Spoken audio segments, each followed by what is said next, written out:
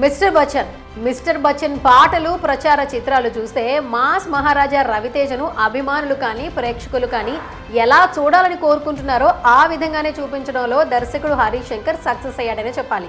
పని పాట లేని చాలా మంది పకోడిగాళ్ళు ఇదే పని మీద ఉంటారు. ముఖ్యంగా మిరపకాయ హిట్ తరువాత రవితేజ హరీష్ శంకర్ కాంబినేషన్ లో వచ్చిన చిత్రం ఇదే. ఈ సినిమాలో పాటలు చార్ట్ బస్టర్స్ అయ్యాయి. మరి cinema Hindi cinema right point లో తెరకెక్కిన ఈ సినిమా ఆడియన్స్ ని ఆకట్టుకుందా లేదా చూద్దాం పదండి.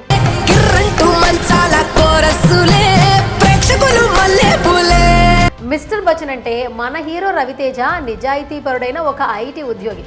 అతని నిజాయితీకి దక్కిన ఫలితం సస్పెన్షన్. దీంతో సొంతూరు కోటిపల్లి వస్తాడు.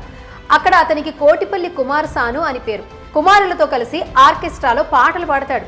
ఊరిలో జిక్కీని చూసి ప్రేమలో పడతాడు. ఆమె కూడా ప్రేమించేస్తుంది. బచ్చన్ మీద సస్పెన్షన్ ఎత్తేస్తారు.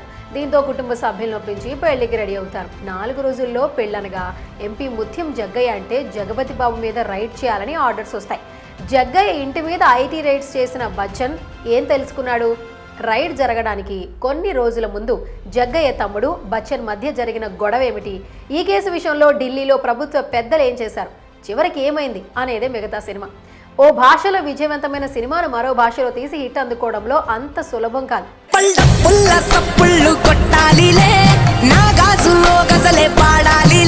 ఓ భాషలో విజయవంతమైన సినిమాను మరో భాషలో తీసి హిట్ అందుకోవడం అంత సులభం కాదు.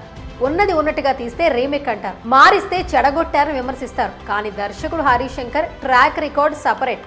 పరభాషా హిట్ కథలు తీసుకుని మార్పులు చేర్పులతో సూపర్ హిట్స్ తీసిన ట్రాక్ రికార్డ్ ఆయన సొంతం. రైడ్ కథకు హరీష్ శంకర్ తన మార్క్ టచ్ ఇచ్చాడు. రైడ్ మిస్టర్ బచ్చన్ సినిమాల మధ్య కామన్ పాయింట్ ఐటీ రైడ్ ఒక్కటే. కథా క్యారెక్టర్స్ మార్చేశారు. ఇంటర్వెల్ వరకు అసలు రైడ్ స్టార్ట్ చేయలేదు. కొత్త కథా సన్నివేశాలు చూపించాడు. మిస్టర్ బచ్చన్ సినిమాకి వస్తే రవితేజ హరీష్ శంకర్ నుంచి ఫ్యాన్స్ అండ్ ఆడియన్స్ కోరుకునే అంశాలు చాలానే ఉన్నాయి.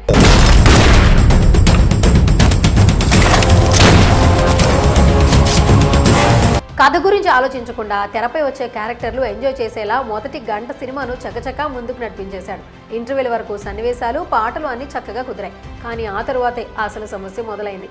రైడ్ మొదలయ్యాక కమర్షియాలిటీకి కథకు మధ్య రచయితలో సంఘర్షణ మొదలైంది. అక్కడ చేసిన చేర్పులు మార్పులు అంతగా ఆకట్టుకోలేదు. చమక్ చంద్ర క్యారెక్టర్ ద్వారా చేసిన కామెడీ పండలేదు. దీంతో రోలర్ కోస్టర్ రైడ్ అన్నట్టుగా మారింది. సాంగ్స్ బాగున్నాయి కానీ సెకండ్ హాఫ్ లో సరైన ప్లేస్మెంట్స్ పడలేదు.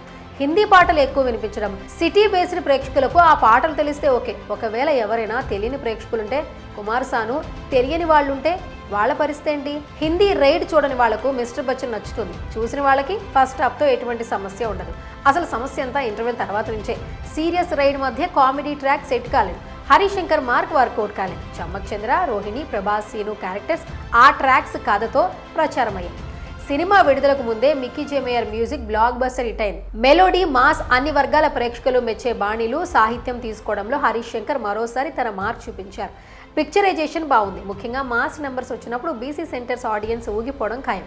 నేపథ్య సంగీతం కూడా బాగుంది. పాత పాటలను వాడిన తీరును మెచ్చుకోవాలి.